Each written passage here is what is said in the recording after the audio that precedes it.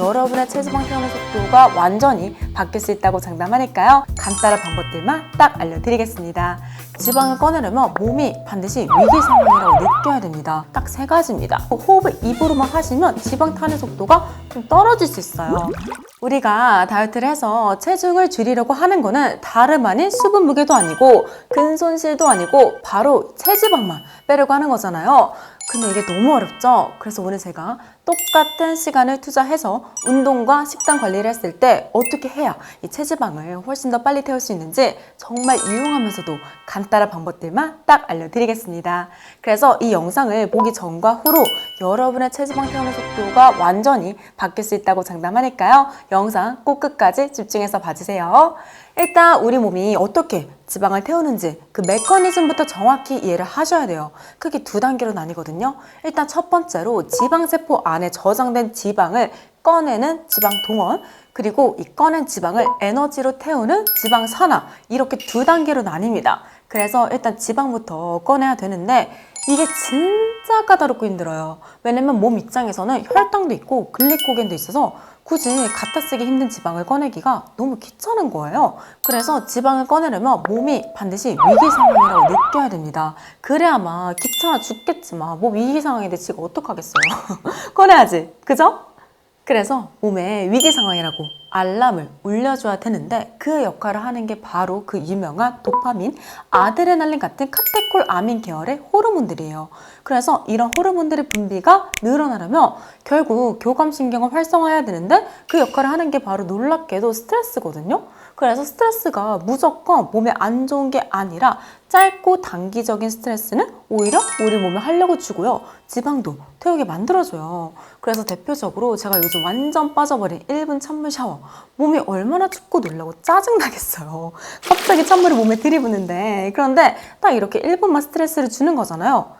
짧고 끝이 보이는 이런 단기 스트레스는 몸에서 지방을 쓰라는 알람으로 받아들입니다. 그래서 인터벌 운동도 똑같아요. 고강도로 운동할 때는 힘들어 죽겠잖아요. 그런데 예를 들어 45초만 겁나 뛰고 나면 15초 동안은 쉴 수 있다는 보장이 있다는 걸 정확히 우리가 알고 있기 때문에 굉장히 좋은 스트레스로 몸에 작용하거든요. 그래서 저는 업무를 볼 때도 절대 목표를 거대하게 잡지 않습니다. 대신 예를 들어 영상 하나를 만들 때 스토리라인 짜고 기획안 쓰고 리허설하고 촬영하고 편집자분께 전달할 가이드라인 쓰고 썸네일 만들고 등등 이렇게 영상 제작이라는 엄청난 압박을 주는 거대한 목표를 빠른 시간 내에 해결할 수 있는 이런 작은 목표들로 엄청 세분화해서 쪼개버려요. 그러니까 이렇게 작은 단위로 목표 설정하기, 찬물 샤워, 인터벌 운동처럼 카테콜아민 계열의 호르몬 분비를 늘리는 단기 스트레스를 몸에서 받을 때마다 우리 몸이 지방을 꺼냈을 준비를 한다는 거죠. 그럼 이렇게 지방을 꺼냈을 준비가 되면 이게 진짜로 지방세포에서 지방을 꺼내야 되잖아요.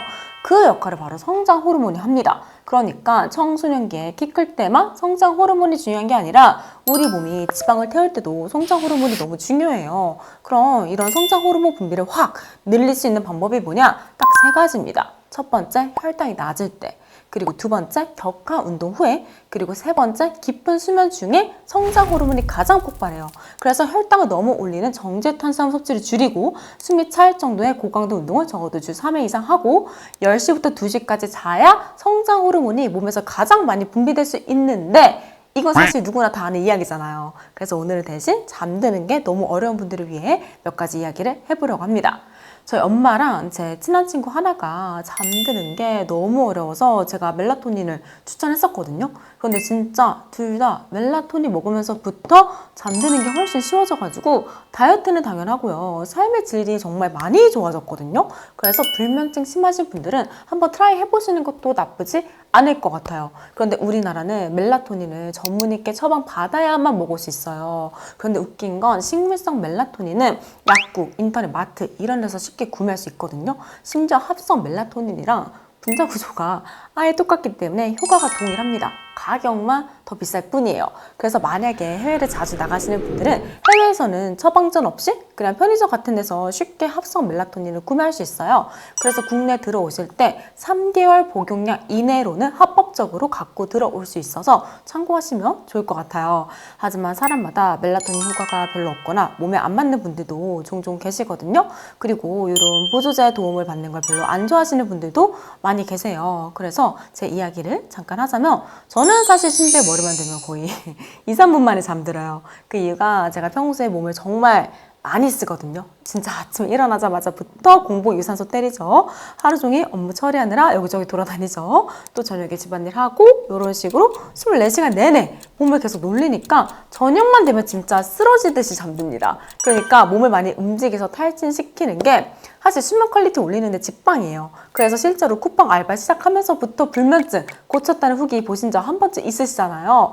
많이 움직일수록 잠은 훨씬 잘 잘 수 있고요. 그 살은 무조건 빠지게 돼 있습니다. 왜냐면 제가 일주일에 거의 5일을 항상 9시 전에 자서 새벽 4, 5시에 일어나는데 이게 제가 살이 잘 안 찌는 가장 큰 이유 중 하나거든요. 그래서 이렇게 평소에 잠을 잘 자서 지방을 꺼냈으면 이제 세포가 지방을 산화시켜서 에너지로 태워야겠죠. 그래서 지방 산화 과정이 어떻게 되는지 간단하게만 설명하자면 보통 중성 지방이 글리세롤과 유리지방산으로 분해됩니다. 그럼 이 유리지방산이 미토콘드리아로 넘어가서 ATP 에너지로 태우는 게 바로 산화 과정인데 이때 미토콘드리아 안으로 지방산을 이동시키는 트럭 역할을 하는 게 L카르니틴이고요.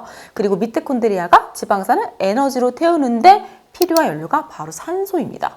그래서 L카르니틴을 몸에 충분히 보충하고 산소가 몸에 충분하면 지방을 훨씬 더 많이 태울 수 있겠죠. 그래서 먼저 L카르니틴을 어떻게 몸에 보충하는지 알려드리자면 제가 예전에 운동할 때 한참 뭐 빨간물, 파란물 이런 거 많이 마셨잖아요. 그 이유가 거기에 L카르니틴이 들어있어서 그런 거예요. 그리고 요즘 제가 운동 전에 메타그린 부스터샷 꼭 먹잖아요. 그 이유도 이소플라본과 L카르니틴의 복합체 APIC가 앰플에 들어있어서 그런 겁니다.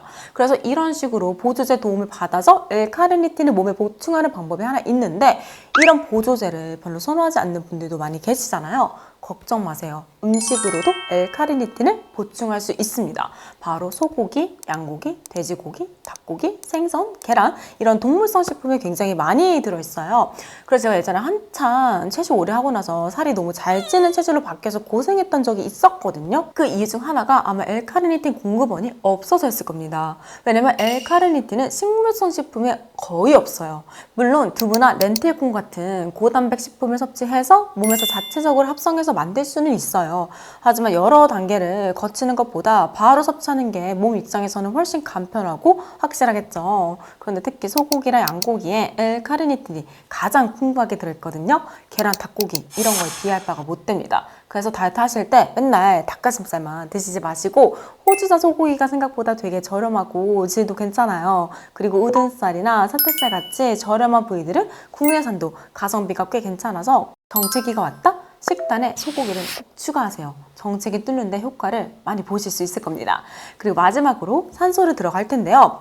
왜 요즘 보면 연예인들이나 인플루언서들이 지방 분해를 활성화하고 노화 속도를 줄이겠다고 막 고압산소 치료기기 같은 데 들어가고 그러잖아요. 그 이유가 지방산을 태우는 핵심 연료가 산소라서 그런 거예요. 그러니까 효과가 진짜 있겠죠. 그런데 얼마나 비싸겠어요. 그래서 오늘 제가 집에서 돈 한 푼 안 들이고 산소를 몸에 공짜로 보충해서 지방을 빠르게 태울 수 있는 방법들을 알려드리겠습니다. 첫 번째로 밀폐된 실내 공기는 당연히 이산화탄소 농도가 높고 산소 포화도가 낮을 거 아니에요. 그래서 실내에 많이 머물고 계신 분들은 환기를 자주 시켜주는 게 너무나도 중요합니다. 그리고 한번 환기할 때 최소 15분, 하루 3회는 꼭 환기시키셔야 돼요. 특히 저는 저녁에 신경을 많이 쓰는데 그 이유가 우리가 자는 동안 거의 7, 8시간은 환기를 못 시키잖아요. 그래서 자기 전에 환기를 충분히 미리 해서 실내 산소 포화도를 높여놔야 자는 동안 지방을 많이 태울 수 있거든요.